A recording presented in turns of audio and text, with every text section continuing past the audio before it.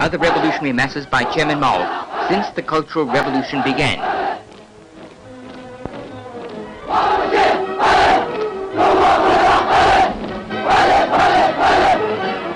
Mao Zedong's thought is Marxism-Leninism at the highest level in the present era. It is the guiding principle for all the work of the Chinese people. All achievements and successes of the Chinese people represent great victories of the invincible thought of Mao Zedong.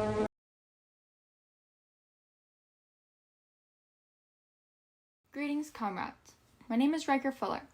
I'm here today to teach you about the fall of dynastic China and the rise of Red China. Our story begins in China, a large country in the continent of Asia. China had thrived on a dynastic cycle of emperors for thousands of years. But as cultures began to diffuse, other factors came into play. The West adopted imperialism in the mid-19th century and began to look to spread their influence and gain wealth through trade. China had always been involved in trade with Great Britain, trading silk, porcelain, and tea with them. But for the most part, China was relatively self-sufficient. Silver didn't really sell well to the Chinese, and so British merchants were only increasing their debt until they started to sell opium. Chinese people began to sell the British silver back in order to feed their opium addictions. This infuriated the Chinese and caused two major wars, the Opium Wars. However, China was quickly defeated by the British due to the British superior artillery. From the wars came Western treaties that divvied up China's ports, Christian missionaries that entered China, so on and so forth. This led to anti-Qing sentiments and movements in China. From 1850 to 1864 was the Taiping Rebellion, which was essentially a really bloody civil war. In this rebellion, province leaders had created local armies for war, and after the war, Beijing had lost its centralized government. From this, warlordism was born, and local provinces developed their own governments. This rebellion also led to the introduction of European influence, since ports had been opened up to foreigners. The Boxer Rebellion was a peasant revolt led by the Boxers, a spiritual group, who believed Chinese Christianity and foreigners were responsible for the droughts and economic hardships China was facing following the Taiping Rebellion. They attempted to regain power by violently forcing foreigners and Chinese Christians off of their lands. However, this backfired and tensions grew to be much worse, and the foreign community fought back and sent 20,000 troops. Qianlong, a former Qing emperor, instituted a system of restrictions, checks, and regulations within his government, because he was wary of officials. But officials began to think the less responsibility they had, the less risk they faced. This obviously hindered administration. The Boxers in Qing dynasty were defeated comprehensively. The dynasty was humiliated, and a huge financial penalty was administered to the state. This economic burden, called the Boxer Indemnity, was a huge fine put on the state that furthered economic bankruptcy. In order to survive, the dynasty decided it must modernize with the rest of the world. They attempted to industrialize and modernize their government. But the Qing no longer had any support, so they were unable to access resources to carry out their goals. An uprising in Wuhan in October 1911. Chinese provinces declared independence. Through the late 19th century to the early 20th century, China needed to modernize and decided to try to do so by installing railways. But the Qing had no money, so they needed foreign capital to do it. This created a lot of anger and resentment in China.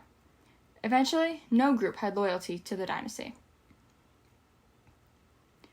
A Wuhan revolt led to China overthrowing their 2,000-year-old imperial system and led to China's first republic. Sun Yat-sen created the Republic of China in 1912. In the 1890s, Yat-sen created an anti-Qing society, and in 1895, there was a price on his head for him to leave the country. In 1905, he started the Revolutionary League.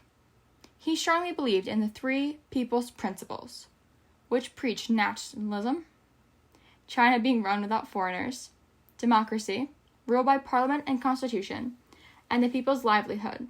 Land and resources benefit the people and don't indulge the ruling class. In early 1912, Yat-sen assumed power as president of the People's Republic of China, after signing away 3-year-old Emperor Henry Puyiu's right to the throne. though his presidency lasted only 4 years because not everyone agreed with his views. After his death in 1925, he was succeeded by Yuan Shikai, and sadly, Sun Yat-sen was never able to see his ideas become reality. China's transition to a republic was born from a revolt from 1911 to 1912, in which the Qin dynasty was overthrown. A four-power group of foreign bankers that funded the construction of railways in central China led to disagreements over railways and economics. The Beijing government took over a local company line in Sichuan. They tried to apply for a loan for completion, but the sum didn't meet the demands of the stockholders. In September 1911, dissatisfaction led to an open revolt. On October 10th, the consequence of uncovering a plot in Hankou that had little or no connection with the Sichuan episode. Mutiny broke out among troops in Wuchang, and this, regarded as the formal beginning of the revolution, city after city began to declare independence from the Qing government. Yuan Shikai, a former viceroy, attempted to save the dynasty. He tried to suppress uprisings, but by the end of the year, 14 provinces had declared war against Qing. In December, Yuan agreed to an armistice and negotiated with Republicans. February 12, 1912, Emperor Puyi abdicated the throne and transferred the government to the people's representatives. Yuan Shikai was given full power to organize a government. For unification, Sun Yat-sen resigned his presidency, and Yuan was chosen for his place. Li Yuanhong was elected vice president. In March 1912, a provisional constitution was promulgated by the Nanjing Parliament, and in April, the government was transferred back to Beijing. The Chinese Communist Party, also called the CCP, was founded in 1912 by Li Dazhao and Chen Dizhu. In the 1920s, CCP members like Mao Zedong, Louis Chihuahua, and Li Lisong began organizing labor unions in cities. In 1924, the CCP merged with the Nationalist Party, and the alliance proved successful at first. However, in 1927, nationalists under Chiang Kai-shek turned violent against the communists and ousted them from Shanghai. The CCP was driven underground. Many CCP members, such as Mao, abandoned revolutionary activities in urban areas and went to the countryside. In the countryside, they were so successful in winning peasant support. In 1931, the Chinese Soviet Republic, which was comprised of 10 million people, was established in South China. This was soon destroyed by military campaigns by the nationalists. But Mao and the remnants of his forces escaped in the Long March, circa 1934 to 1935, to Yang'an, China. This was the march in which Mao assumed leadership of the CCP and held this position until 1976. Other important leaders during this time were Zhao Enlai and Zhu Di. In 1936, the Xi'an incident occurred. Chiang Kai-shek was forced to call off military campaigns against the CCP and instead enter a united front because of increasing Japanese military aggression in China. Chiang Kai-shek's nationalist forces essentially sat out the war in Chongqing. However, the CCP tremendously expanded its strength by fighting the Japanese invaders.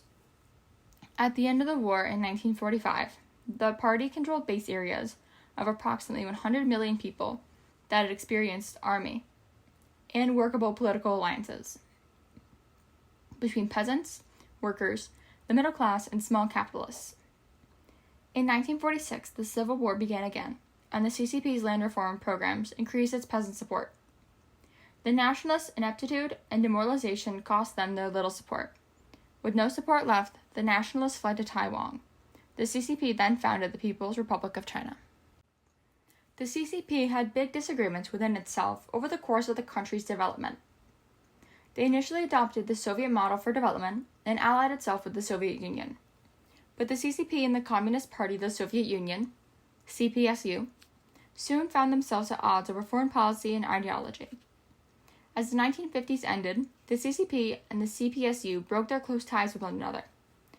the CCP tried to hasten China's industrial development with bold but sometimes harmful programs. Most disastrously, the Great Leap Forward, circa 1958 to 1960. In August of 1966, Mao launched the Cultural Revolution at the 11th. In the early 1960s, tensions with the Soviet Union convinced Mao that the Russian Revolution had gone astray, and this scared him that China would go the same way. Programs that were carried out by colleagues to bring China out of the economic depression caused by the Great Leap Forward made Mao doubt their revolutionary commitment and his own diminished role. Mao feared greatly social classes in China because China had a culture based on social class: emperor, gentry, farmer, peasant, etc. Mao's 4 goals for the Cultural Revolution were to replace designated successors with leaders more faithful to his current thinking, to rectify the Chinese Communist Party, to provide China's youth with a revolutionary experience, and to achieve policy change to make healthcare, education, and cultural systems less elitist. They pursued these goals by a massive mobilization of the country's urban youth. The Red Guards were the group of youths Mao organized. He ordered the party and the army to not suppress the movements. Mao put together a group of associates to help him with the Cultural Revolution. His wife, Jiang Qing, brought in a group of radical intellectuals to rule the cultural realm. Defense Minister Lin Biao made the military remain Maoist. Mao's longtime assistant, Chen Boda, worked with security men Kong Sheng and Wang Dongxing to carry out Mao's instruction concerning ideology and security. Zhou Enlai played an essential role in keeping China running, even during chaos. In 1966, Mao remained in serious disagreement with several other CCP leaders over the course of China's future economic and social development. Launched the Cultural Revolution. There were struggles between CCP radical wing under Mao and the more pragmatic wing led by Liu Shaoqi and Deng Xiaoping. Liu, Deng, and several other leaders fell from power during the Cultural Revolution. From 1971 to 1976, an uneasy truce between radicals and pragmatists lasted till Zhou Enlai and Mao died. Mao had concerns about bourgeois infiltrators in his party and government not promoting communism. This was outlined in a Chinese Communist Party Central Committee document of May 16, 1966. They shut down China's schools and in the following months encouraged the Red Guard to attack all traditional values and bourgeois things, and to test party officials by criticizing them in public. Mao felt that this would be beneficial for the youth and party members. The Red Guard movement escalated quickly. Many elderly people and intellectuals were verbally attacked and physically abused. The Red Guard splintered into rival factions, each saying that they were the true representation of Maoist thought. This resulted in anarchy, terror, and paralysis, completely disrupting the urban economy. Industrial production for 1968 dropped 12% below that of 1966. In January 1967, the movement began to actually overthrow the party's committee and the first attempts to construct new political bodies to replace them. In February 1967, the remaining top leaders called for the end to the Cultural Revolution. But Mao and his radicals prevailed, and the movement escalated again. In summer of 1967, disorder was widespread. Large armed disagreements between factors of the Red Guards were occurring throughout urban China. During the same summer, Chen Xiaodao, a military commander in Wuhan, arrested key radical party leaders. In 1968, the country had been subject to several cycles of radicalism, rotating with relative moderation. Mao decided to rebuild the Communist Party to gain more control. Military dispatched officers and soldiers were ordered to take over schools, factories, and government agencies. The army also forced millions of urban Red Guards to move to the rural hinterland to live. This scattered their forces and brought order to the cities. In August 1968, Mao's efforts to end the chaos were boosted by the Soviet invasion of Czechoslovakia. This greatly heightened China's sense of insecurity. 2 months later, the 12th plenum of the 8th Central Committee met to have a meeting with the Party Congress and the rebuilding of the party apparatus. From there, the issue of who would inherit political power after the Cultural Revolution quickly ended would become the central question of Chinese politics. In April 1969, the 9th Party Congress convened. Defense Minister Lin Biao was officially designated as Mao's successor, and the military tightened its grip on the entire society. Both the party's Central Committee and the revamped Communist Party were dominated by military men. Lin took advantage of the Sino-Soviet border clashes in spring 1969 to declare martial law and use his position to rid himself of some potential rivals to the succession. Several leaders who had been purged in 1966 to 1968 died under the martial law regime of 1969, and many others suffered severely during this period. Lin quickly encountered opposition. Mao was also wary of a successor who wanted to assume power too quickly, and he began to maneuver against Lin. Zhou Enlai joined Mao in this, as did Mao's wife, Jiang Qing. Despite many measures taken in 1970 to 1971 to return normalcy to Chinese society, increasing strains were splitting the top ranks of leadership. Strains first surfaced at a party plenum in the summer of 1970, shortly after Mao began to campaign to criticize Chen Boda as a warning to Lin. Chen disappeared from public view in August 1970. In September 1971, Lin killed himself in what the Chinese claimed was an attempt to flee to the Soviet Union after a failed assassination plot against Mao. Nearly the entire Chinese high military command was purged in the weeks following Lin's death. Lin's demise had a huge disillusioning effect on the people who had supported Mao in the Cultural Revolution. Millions went through tortured struggles to elevate this chosen successor to power and throw out his revolutionist challengers. In this quest, they attacked and tortured respected teachers, abused elderly citizens, humiliated old revolutionaries, and battled former friends in bloodied confrontations. A vast amount of Chinese people felt that they had been manipulated for political gain. Initially, Zhou Enlai benefited the most from Lin's death. From late 1971 to mid-1973, he tried to nudge China back to stability. He encouraged the revival of the education system and brought back into office lots of people who had been cast out. China began to increase its trade and other links with the outside world, and the economy continued its forward momentum that it had gained in 1969. Mao approved these moves, but remained wary because they called into question the basic value of having launched the Cultural Revolution in the first place. In 1972, Mao suffered a serious stroke, and Zhou Enlai learned that he had a fatal malignancy. These events highlighted the continued uncertainty over the succession. In early 1973, Zhou and Mao brought to power Deng Xiaoping. Zhou hoped to groom him to be Mao's successor. However, Deng had been the second most important purge victim at the hands of the radicals during the Cultural Revolution. His reemergence made Jiang Qing and her followers desperate to firmly establish a more radical path.